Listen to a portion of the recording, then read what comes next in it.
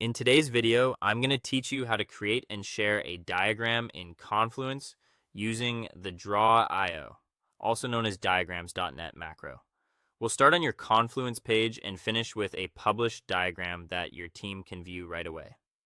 First, open the Confluence page where you want the diagram to live. Make sure you have permission to edit the page so your changes can be saved.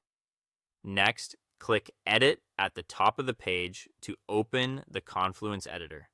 You'll see your page switch into editing mode, which is where we can insert macros and content. Now, insert the draw.io or diagrams.net macro. You can do this by using the Insert menu and searching for draw.io or diagrams.net, or by typing the / command and selecting the diagram option. The macro may be labeled differently depending on your Confluence setup, but they're the same tool. If you don't see it, it may need to be enabled by your administrator. When the dialog opens, choose whether to create a new diagram or edit an existing one. If you're starting fresh, pick a blank canvas or a template and give your diagram a clear name. The file will be attached to the page so it stays versioned and easy to find later. If you're updating an existing diagram, select it from the list. Your edits will create a new version automatically. Inside the editor, build out your diagram by adding shapes, arrows, labels, and connectors. Drag shapes from the left panel, then use connectors to link them. Snap points help keep lines tidy. Double-click any shape to add text. Use the formatting toolbar to set colors, line styles, and arrowheads, and try Shift to keep lines perfectly straight.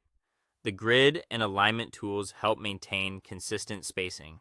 You can search for icons, group-related elements, and label connectors so relationships are clear. Keep it readable by using consistent sizes and leaving white space.